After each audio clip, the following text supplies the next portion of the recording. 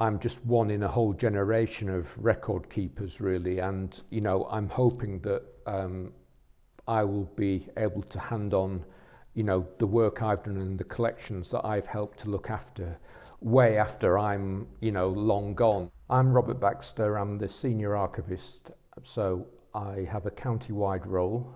I'm based at the Kendal office, but in 2005-2006 I was working at the Whitehaven Archive Centre, which is where my involvement with the British Steel project came in.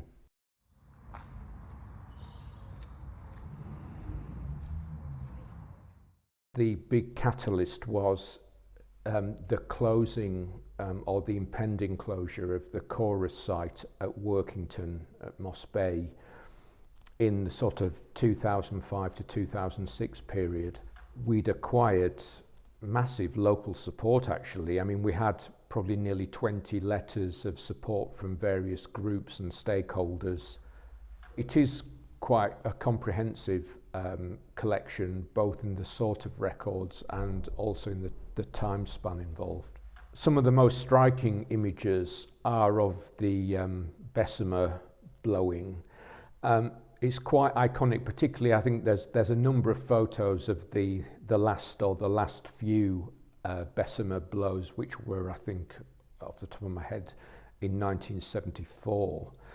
So those represent the last of actual steel making on site, because after then steel was brought in to be rolled rather than be actually manufactured from scratch on site.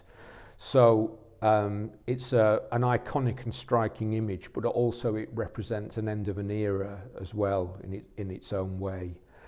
And also I think some of the most popular images were images of people in the 1970s, staff, workers, always popular because when you show those on social media now, people will often know who those people were, but of course the clothes and the hairstyles from the 1970s seem so outlandish now that they're always very amusing, so those always went down well.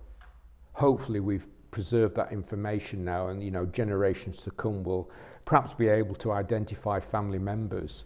It's the living memory of a community and an industry that's now otherwise disappeared.